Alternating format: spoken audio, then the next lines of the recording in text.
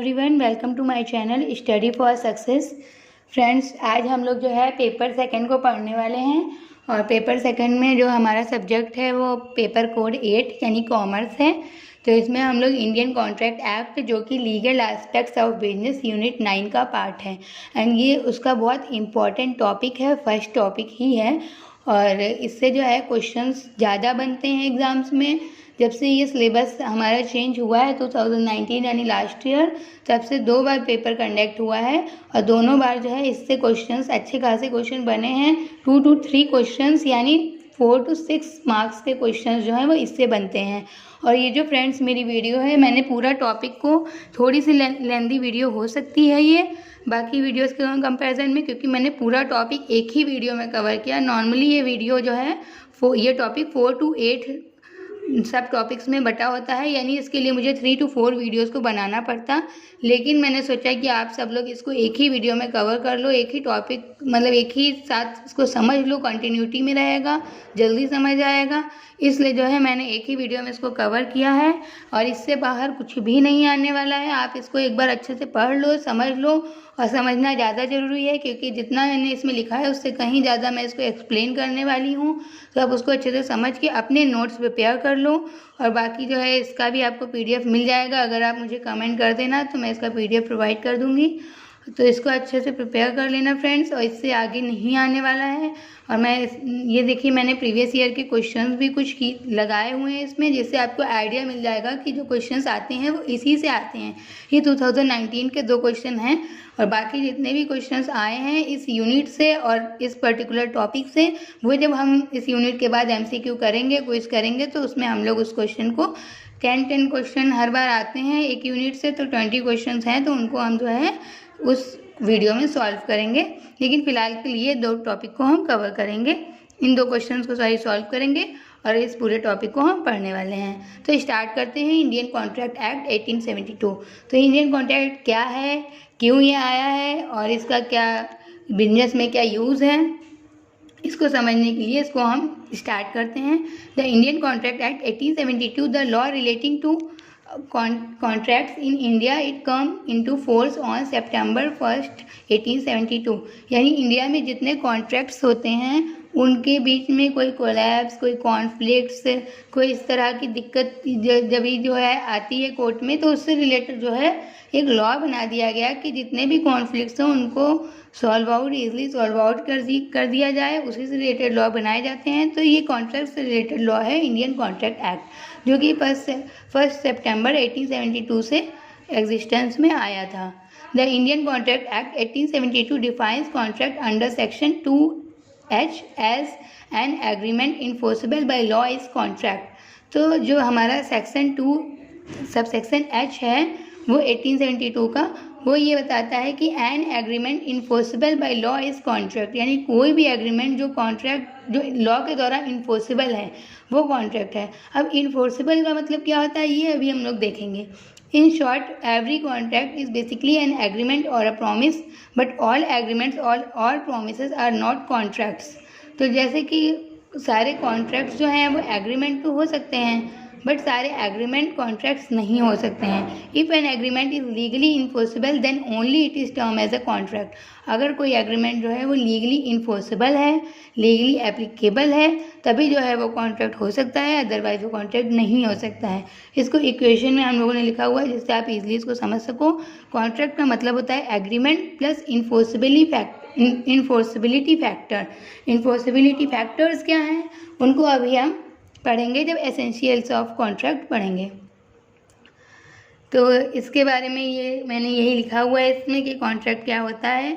Force the agreement on another. The major objective of the contract act 1872 is to ensure that right and obligation arising out of a contract are honoured and that is legal remedies are made available between the at least 2 parties. यानी 2 parties के बीच में कोई contract होता है तो उनके बीच जो उनके ऑब्लिगेशंस होती है, उनके राइट्स होते हैं और जो लीगल रेमेडीज़ प्रोवाइड की जाती हैं उनके बारे में ये कॉन्ट्रैक्ट एक्ट है और इसका ऑब्जेक्टिव है उनको प्रोवाइड करना। It is extend of whole of the India except Jammu and Kashmir. तो जम्मू कश्मीर के अलावा ये पूरी इंडिया में जो है मान्य है, पूरी इंडिया में इसकी वैलिडिटी है। The Sale of Goods Act 1930 are revealed from the Indian Contract Act. पहले इंडियन कॉन्ट्रैक्ट एक्ट में ही सेल ऑफ गुड्स एक्ट था, उसके बाद 1830 में इसको जो है अलग किया गया, ये अलग एक एक्ट बन गया है। ठीक है, इसको भी हम लोग नेक्स्ट टॉपिक, जब नेक्स्ट वीडियो में हम सेल ऑफ गुड्स को ही पढ़ेंगे। तो इसके बाद जो है कुछ जो है हमारे टर्म्स यूज़ होते हैं, जैसे ऑफ़र है, प्रपोजल है। सेक्शन 2A में ये है। ऑफ़र या प्रपोजल क्या होता है? When one person signify to another person for his willingness to do you for doing anything with a view to obtaining the assent of the other, it is said to be a proposal. जैसे मैंने जो है आपको कुछ भी, मैंने कहा कि आप मेरी वीडियो का पैकेज ले लीजिए, तो मैंने आपके सामने अपनी इच्छा से कुछ करने के लिए एक वो रखा, पॉइंट ऑफ व्यू रखा कि एक मतलब ऑफ़र रखा कि आप उसको एक्सेप्ट करोगे। मेरा मतलब ये पॉइंट ऑफ व्यू है कि आप मेरे ऑफ़र को एक्सेप्ट करोगे। अगर आप उसको एक्सेप्ट कर लेते हो तब तो वो एग्रीमेंट हो जाएगा, बट अभी वो क्या है, एक ऑफ़र है, एक प्रपोजल है। ठीक, उसके बाद सेक्शन 2 का B जो है वो प्रॉमिस को डिफाइन करता है। The person making the proposal is called the promisor and the person accepting it called promisee. ये जो है थोड़ा सा टाइपिंग मिस्टेक है, प्रोमिसर को डिफाइन करता है। तो जो पर्सन ऑफ़र कर रहा है वो कौन है? प्रोमिसर है, और जो एक्सेप्ट कर रहा है वो प्रोमिसी है, या ऑफरर और ऑफरी है। ठीक है, उसके बाद सेक्शन 2 का सबसेक्शन D है, कंसिडरेशन। कंसिडरेशन क्या होता है? इसको हिंदी में बोलते हैं प्रतिफल। प्रतिफल का मतलब है कि बदले में कोई चीज़ मिलने वाला। ठीक, कंसिडरेशन का मतलब होता है something in return at the desire of the promise has done from one person for doing something, such promise is called consideration for the person. अगर जो है मैंने आपसे बोला कि आप मेरा पैकेज खरीद लो, आप खरीदने के लिए रेडी हो गए, तो इसके बदले में आप भी तो कुछ पे करोगे ना। तो जो पे करोगे आप, वो मेरे लिए कंसिडरेशन है क्योंकि वो मुझे रिटर्न में मिल रहा है, और जो मैं आपको ये पैकेज प्रोवाइड कर रही हूँ तो वो जो है आपके लिए कंसिडरेशन है क्योंकि वो आपको रिटर्न में मिला है। आपको अपने पैसों के बदले में वीडियोस मिल रही हैं, मेरी वीडियोस के बदले में पैसा मिल रहा है, तो हम दोनों के लिए कंसिडरेशन ये है। ठीक, इसके बाद जो है सेक्शन 2 का E जो है वो एग्रीमेंट बताता है। Every promise forming the consideration is an agreement. कोई भी प्रॉमिस, कोई भी ऑफर जिसके साथ कंसिडरेशन मिल जाता है तो वो एग्रीमेंट हो जाता है। एग्रीमेंट बेसिकली क्या है? Offer plus acceptance and consideration. The agreement is not impossible by the law, it is said to be void. जो एग्रीमेंट इम्पॉसिबल बाय लॉ है वो कॉन्ट्रैक्ट है, और जो इम्पॉसिबल बाय लॉ नहीं है वो वॉइड है। ठीक है, तो इसके बाद जो है एग्रीमेंट को हम लोग और ब्रीफली पढ़ लेंगे, क्योंकि एग्रीमेंट और कॉन्ट्रैक्ट के बीच में काफ़ी कन्फ्यूज़न होता है स्टूडेंट्स को, और इससे क्वेश्चन भी आ जाते हैं। एक क्वेश्चन आया भी है जिसको अभी हम लोग डिस्कस करने वाले हैं। Agreement is a very wide and generic term which includes every promise which may be legal, illegal, social, domestic or just a casual promise also. An agreement is a combination of proposal and its acceptance. तो agreement क्या होता है? proposal plus acceptance. Therefore proposal is the first stage in the formation of contract. तो proposal सबसे पहली stage इसीलिए proposal होती है क्योंकि जब तक प्रपोजल नहीं होगा तब तक एक्सेप्टेंस नहीं होगा, जब तक एक्सेप्टेंस नहीं होगा तब तक एग्रीमेंट नहीं होगा, और जब तक एग्रीमेंट नहीं होगा तब तक कॉन्ट्रैक्ट नहीं होगा फ्रेंड्स। ठीक है, तो कोई भी चीज़ स्टार्ट करने से पहले एक प्रपोजल, तो एक ऑफ़र तो होता ही है। जैसे हम लोग शॉपिंग करने जाते हैं, कुछ भी सामान खरीदने जाते हैं, तो वहाँ पे कुछ मतलब सामने वाला ये बोलता है ना कि हाँ ये चीज़ इतने रुपए की है, आप ले लो, तभी तो हम हाँ भरते हैं। तो मतलब पहले प्रपोजल होता है, पहले ऑफ़र होता है, फिर एक्सेप्टेंस होती है, उन दोनों को मिला के एग्रीमेंट होता है जिसमें कंसिडरेशन भी होता है, और अगर वो इम्पॉसिबल बाय लॉ हो जाता है तो वो कॉन्ट्रैक्ट हो जाता है। Is it clear? जो हम लोग आगे बढ़ते हैं, यहाँ पे एग्रीमेंट और कॉन्ट्रैक्ट का डिफरेंस है। वैसे तो मैंने बता ही दिया, बट आप देख सकते हो। Every promise and every set of promise forming the consideration for each other is an agreement. तो कोई भी प्रॉमिस या सेट ऑफ प्रॉमिस जो कि कंसिडरेशन के लिए, कंसिडरेशन को इंक्लूड करते हुए एक दूसरे के साथ किए जाते हैं, वो एग्रीमेंट होते हैं under the section 2E। And contract is defined as under the section 2H। An agreement impossible by law is an contract. कोई भी एग्रीमेंट जो लॉ के द्वारा इम्पॉसिबल है वो कॉन्ट्रैक्ट है। For constituting an agreement a promise or set of promise forming consideration for each other required. तो agreement के लिए हमारा कंसिडरेशन होना ज़रूरी है, और कॉन्ट्रैक्ट के लिए हमारी कई चीज़ें होने ज़रूरी हैं। इन्फोर्सेबल बाय लॉ का मतलब ही है कि सारे एसेंशियल्स जो कॉन्ट्रैक्ट में होने ज़रूरी हैं, जैसे legal relationship, free consent, lawful object and sound mind person, बहुत सारी चीज़ें हैं तो उनको अभी हम लोग देख ही रहे हैं नेक्स्ट स्लाइड पे। N agreement is a wider concept. Agreement wider concept है क्योंकि एग्रीमेंट कॉन्ट्रैक्ट को इंक्लूड करता है। मतलब एग्रीमेंट जो है उसमें इन्फोर्सिबिलिटी बाई लॉ हो भी सकती है, नहीं भी हो सकती है। अगर हो गई तो वो कॉन्ट्रैक्ट है, नहीं हुई तो वो एग्रीमेंट है। तो एग्रीमेंट बड़ा टर्म है, लेकिन कॉन्ट्रैक्ट छोटा टर्म है, क्योंकि अगर इन्फोर्सिबिलिटी बाई लॉ हुई तभी ये कॉन्ट्रैक्ट है, अदरवाइज कोई एग्रीमेंट जो है वो कॉन्ट्रैक्ट नहीं है। ठीक, तो ये कहा भी जाता है every contract is an agreement but every agreement is not necessarily a contract, कि हर कॉन्ट्रैक्ट जो है वो तो एग्रीमेंट है, क्योंकि एग्रीमेंट एक वाइड टर्म है, बट सारे एग्रीमेंट कॉन्ट्रैक्ट नहीं है, क्योंकि कॉन्ट्रैक्ट एक नैरो टर्म है जिसमें इन्फोर्सिबिलिटी बाई लॉ भी ऐड हो जाता है। It is not necessary the every agreement must create legal obligations. अब जैसा कि मैंने बता ही दिया कि एग्रीमेंट में enforceability by law legal obligations हों, ये ज़रूरी नहीं है, लेकिन कॉन्ट्रैक्ट में ये होना ज़रूरी होता है, बिकॉज ये इसकी एग्जिस्टेंस ही लॉ के द्वारा है। An agreement can not be concluding and binding on the concern parties. तो और एग्रीमेंट के बेसिस पे कोई किसी को क्लेम नहीं कर सकता है, कोई केस फाइल नहीं कर सकता है, क्योंकि ये इन्फोर्सिबिलिटी बाई लॉ इसमें नहीं होता है, लेकिन कॉन्ट्रैक्ट में ऐसा होता है।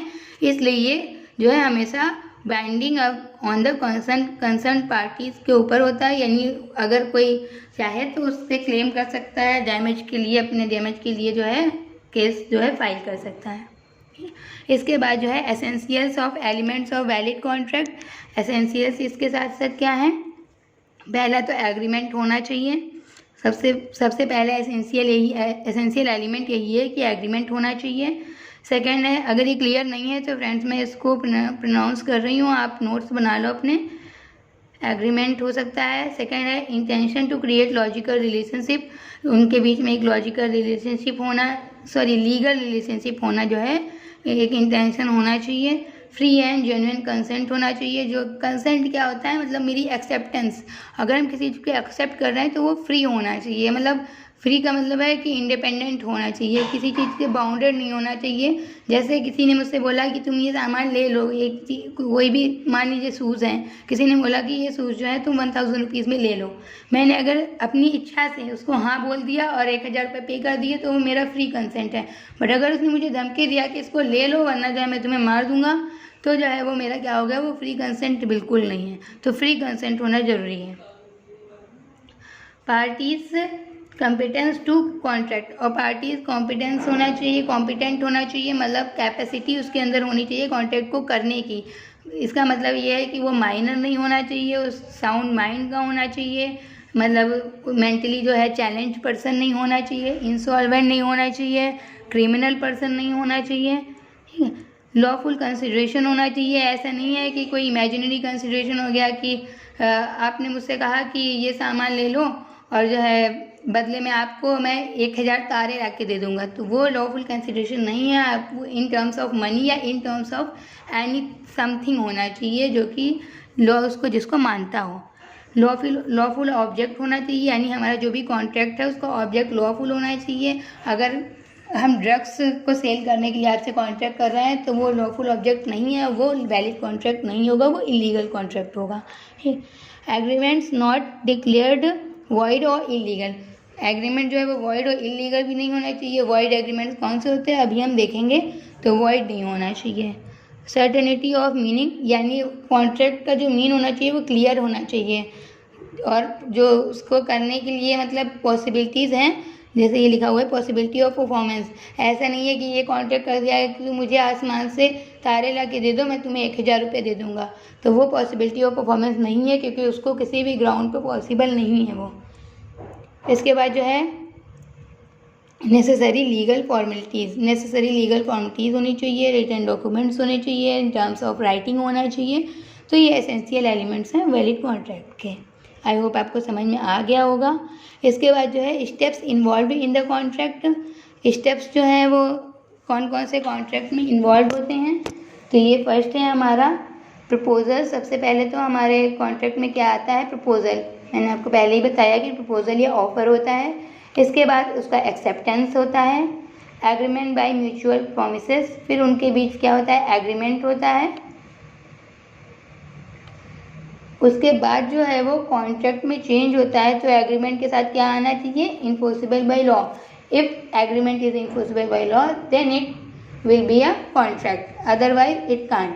ठीक, तो अदरवाइज ये कॉन्ट्रैक्ट नहीं हो सकता। एंड फिफ्थ है परफॉर्मेंस ऑफ द कॉन्ट्रैक्ट। उसके बाद जो है उसकी कॉन्ट्रैक्ट की परफॉर्मेंस होती है, यानी जो है उसको परफॉर्म करना होता है जो भी हमने कॉन्ट्रैक्ट किया है। अगर वो परफॉर्म नहीं हो पाता है तो वहाँ पे वो डिस्चार्ज और ब्रीच होता है, जिसको अभी हम पढ़ेंगे। तो ये परफॉर्मेंस ऑफ द कॉन्ट्रैक्ट है। इसके बाद जो है फ्रेंड्स हमारा वॉइड एग्रीमेंट है। वॉइड एग्रीमेंट का मतलब है कि हमारा जो है सेक्शन 2G डिफाइन करता है वॉइड एग्रीमेंट को। An agreement not enforceable by law is said to be void. जिसको लॉ जो है इन्फोर्स नहीं कर सकता है वो वॉइड एग्रीमेंट्स होते हैं। An agreement which does not give rights to any legal rights is therefore a void agreement. Such agreements are void एब इनिशियो। एब इनिशियो का मतलब होता है फ्रेंड्स फ्रॉम द बिगनिंग। बहुत सारे बच्चों को जो है एब इनिशियो के मीनिंग समझने में काफ़ी मुश्किल होता है, क्योंकि ये एक लैटिन वर्ड है। तो एब इनिशियो का मतलब होता है फ्रॉम द बिगनिंग, यानी जो शुरुआत से ही वॉइड हो। वॉइड का मतलब होता है नल, यानी मीनिंगलेस। ठीक, तो मीनिंगलेस है तो वो लॉ के द्वारा इन्फोर्सिबल भी नहीं होगी। An agreement is void when there is an absence of one or more essential elements of contract. For instance an agreement with or by a minor is void. कौन कौन से जो हैं वॉइड होते हैं कॉन्ट्रैक्ट, तो ये जो है माइनर इज वॉइड, यानी कोई माइनर जो है किसी कॉन्ट्रैक्ट को करता है तो वो वॉइड होता है। सेकंड जो है अगर वो लॉफुल कंसिडरेशन ना हो उसके बदले में, अगर लॉफुल कंसिडरेशन ना हो तो वो वॉइड हो जाएगा, यानी उसके बदले में जो हमें सामान मिल रहा है वो लॉ की नज़रों में वैलिड होना चाहिए। और थर्ड है कि वो मिस्टेक ऑफ फैक्ट नहीं होना चाहिए, मतलब गलती से अगर कोई एग्रीमेंट कर दिया गया है तो उसको भी जो है हम लोग वॉइड बोलेंगे।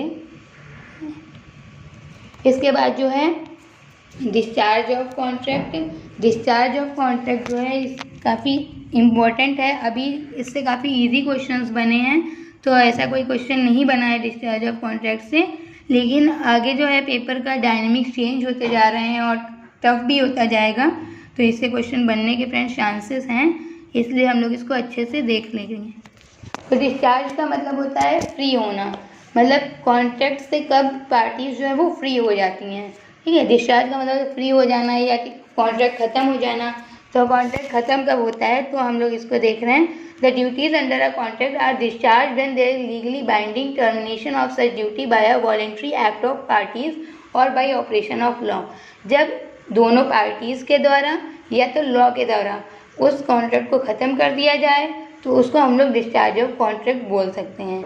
तो ये कब होता है, या तो कॉन्ट्रैक्ट पूरा हो जाए या तो उस बीच ही ऐसा कुछ हो जाए कि कॉन्ट्रैक्ट को ख़त्म करना पड़े लॉ के द्वारा या उन दोनों पार्टीज़ के द्वारा। तो फर्स्ट जो है इसका है discharge by performance. Discharge by performance क्या होता है कि दोनों लोगों ने, दोनों पार्टी ने अपना अपना जो है जो भी उनका काम था, जो भी उनका कॉन्ट्रैक्ट डिसाइड हुआ था वो कंप्लीट हो गया, तो वो डिस्चार्ज बाय परफॉर्मेंस हो गया। इसका एक एग्जांपल देखिए, जैसे सीता ने जो है मोहन से एक कार खरीदी 35,000 रुपये की, और उसके बाद उसने सीता ने जो है मोहन को 35,000 रुपये पे कर दिए, तो वहाँ पे उनके बीच जो कॉन्ट्रैक्ट था वो कंप्लीट हो गया। तो यानी वो क्या हो गया, कॉन्ट्रैक्ट ख़त्म हो गया, डिस्चार्ज बाय परफॉर्मेंस हो गया और वो दोनों जो है इस कॉन्ट्रैक्ट से फ्री हो गए। इसके बाद जो है हमारा performance discharge by mutual agreement. Mutual agreement का मतलब है कि उन्होंने जो है एक एग्री कर लिया, एक मतलब ऐसे दूसरा एग्रीमेंट कर लिया।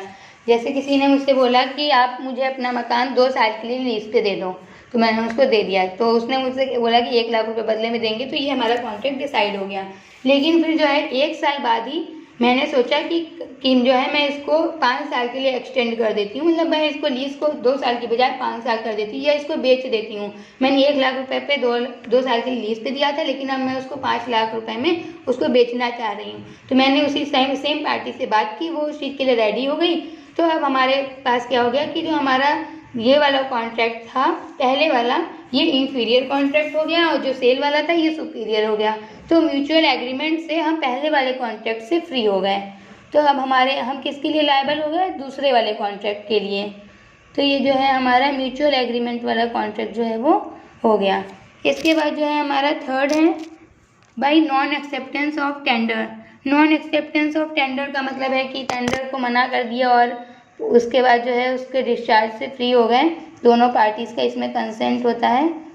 तो ये जो है म्यूचुअल एग्रीमेंट वाला हो गया, ये जो है नॉन एक्सेप्टेंस ऑफ टेंडर हो गया।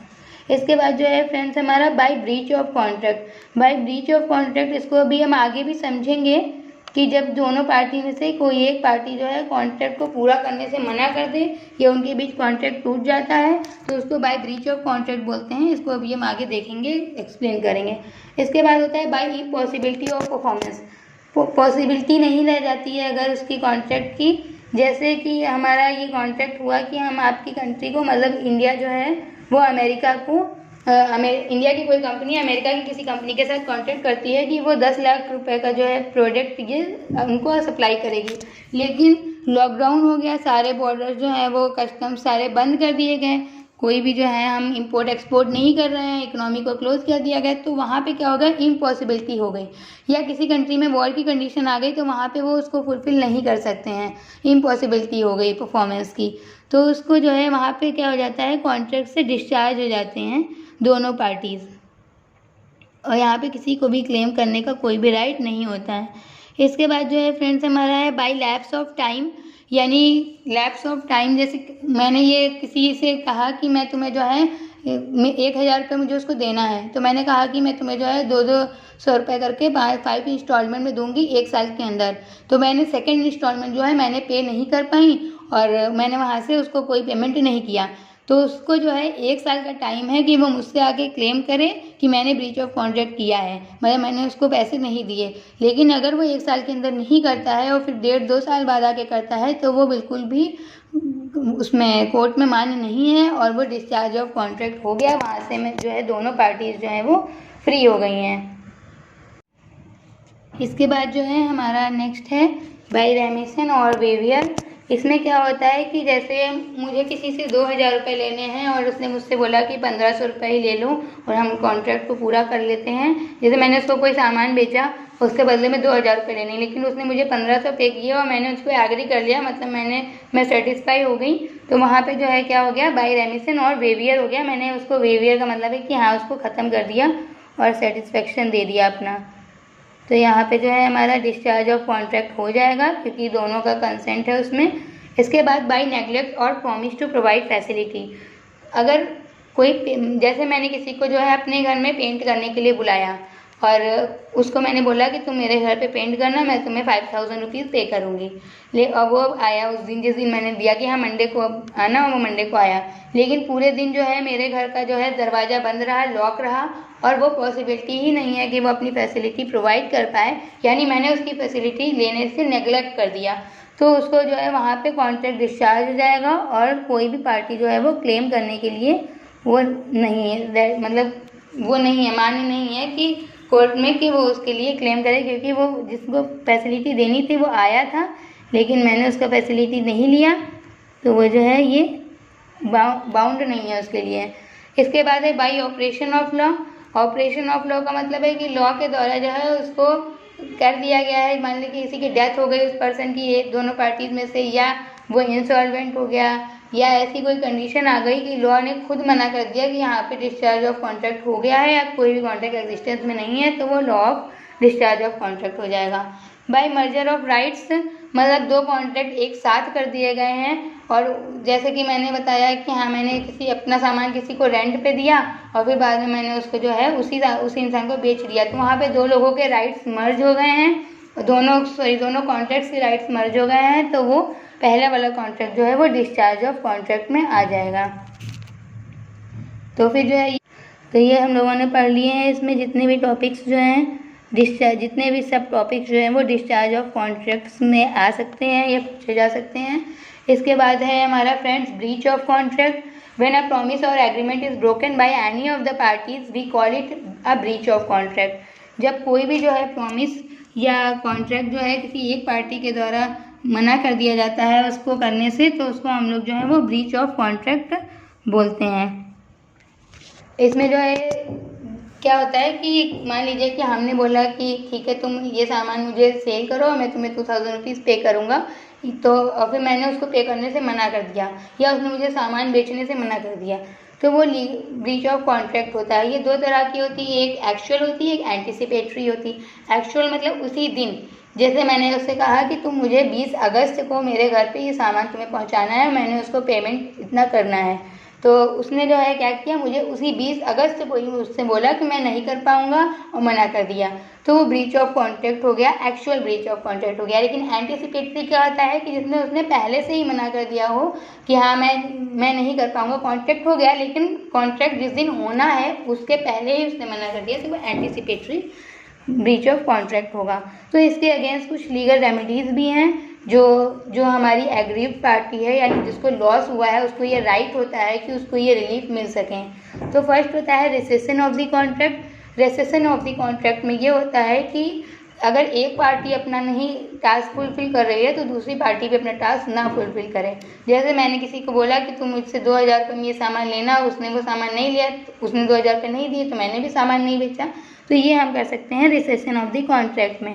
इसमें अगर कोई डैमेज हो जाता है, मान लीजिए कि हाँ उसने पहले से अरेंजमेंट कर लिया हो या कहीं और बुकिंग नहीं की हो और उसका लॉस हुआ हो क्योंकि मैंने उसको ऑर्डर दे दिया था ऑलरेडी, तो वो जो है डैमेज के लिए क्लेम कर सकता है, लेकिन इसको रेसेशन ऑफ द कॉन्ट्रैक्ट बोलते हैं।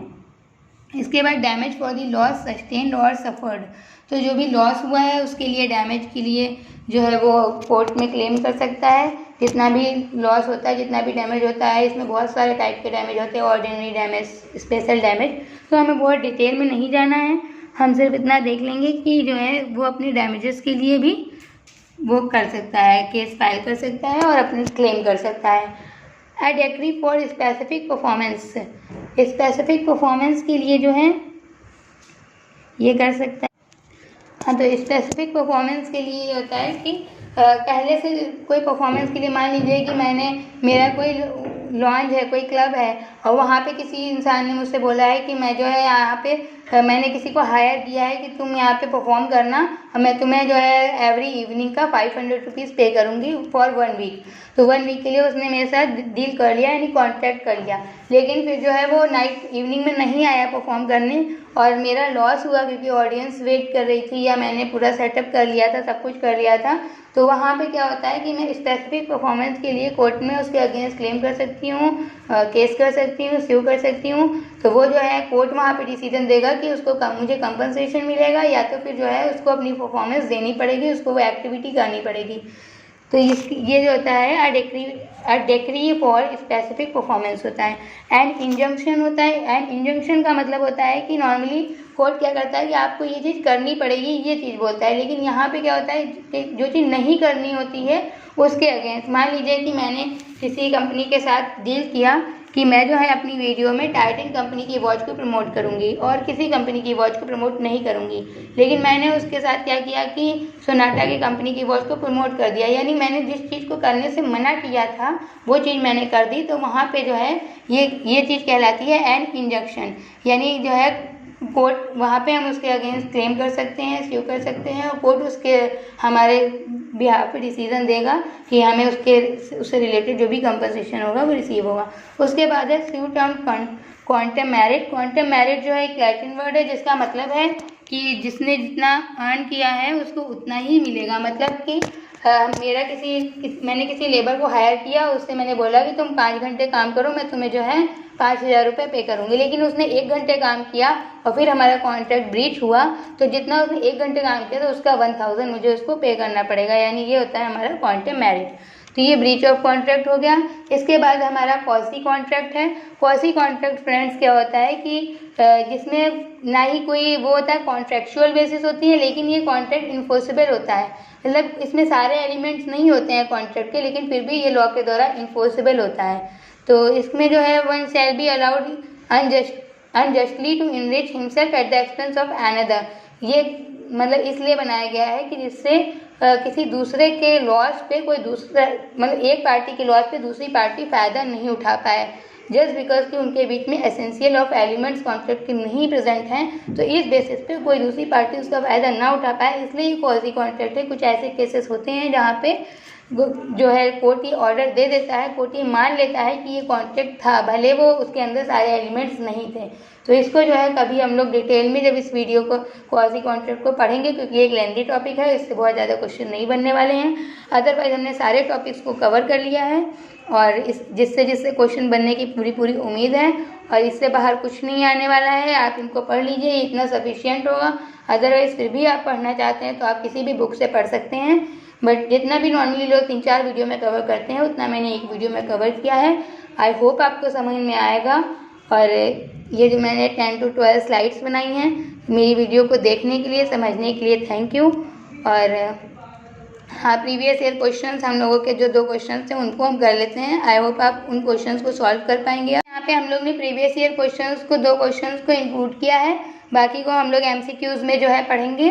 तो ID इज़ करेक्ट, ये गलत लिख गया था मैंने, वहाँ से प्रीवियस ईयर के पेपर से इसको नोट किया था, तो ये एक्स्ट्रा यहाँ पे मेंशन हो गया है। तो यहाँ पे हमारे पास 4 ऑप्शन होते हैं, जैसे कि पहले क्वेश्चन में है। पहला ऑप्शन होता है कि statement first and second are both correct, second होता है बोथ आर फॉल्स, थर्ड होता है कि पहला गलत है दूसरा सही है, एंड फोर्थ होता है कि पहला सही है दूसरा गलत है। इस तरह से होता है। तो जो हमारा क्वेश्चन है स्टेटमेंट 1 और स्टेटमेंट 2, स्टेटमेंट 1 है an agreement made without consideration is always valid. कोई एग्रीमेंट है जो बिना कंसिडरेशन के तो वो हमेशा वैलिड होगा, ये पहला स्टेटमेंट है। दूसरा स्टेटमेंट है all contracts are agreements but not all agreements are contract. All contracts are agreement, यानी सारे कॉन्ट्रैक्ट जो हैं वो एग्रीमेंट हैं, बट सारे एग्रीमेंट कॉन्ट्रैक्ट नहीं हैं।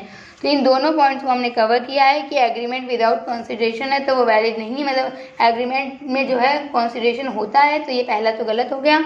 सेकंड जो है all contracts are agreement but not all agreements are contract, ये अभी हम लोगों ने 3-4 बार पढ़ा है, तो ये सही है।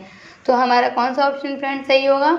हमारा ऑप्शन सही होगा कि जिसमें third option, first one is false and statement second is correct. तो ये जो है हमारा थर्ड ऑप्शन जो है वो सही है। इसको हम लोग जो है यहाँ पे टिक कर देते हैं।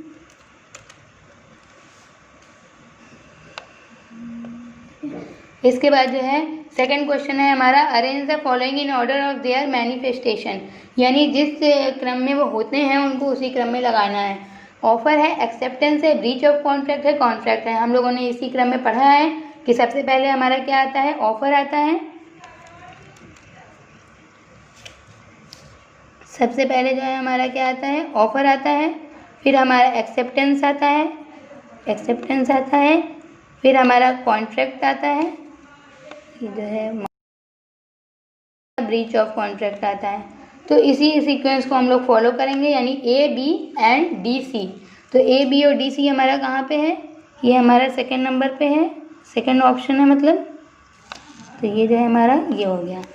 तो ये जो है दोनों क्वेश्चंस को देखिए हम लोग सॉल्व कर पा रहे हैं, और ये एज इट इज़ ये लास्ट ही हमारा दिसंबर में जो पेपर हुआ था उसी का है। तो ये क्वेश्चंस को हम लोग, हमारे सारे नोट्स को इंक्लूडेड है, सारे नोट्स में इन्हीं पे हमने बात की है। तो हमारी वीडियो को अगर आपको थोड़ा भी पसंद आया हो तो आप इसको लाइक, शेयर एंड सब्सक्राइब कर दीजिए, अपने फ्रेंड्स को ज़्यादा से ज़्यादा पहुँचा दीजिए कि जिससे उनको भी इनका बेनिफिट मिल पाए। एंड तब तक के लिए आप घर पे रहिए, अपना ख्याल रखिए और स्वस्थ रहिए। Thank you.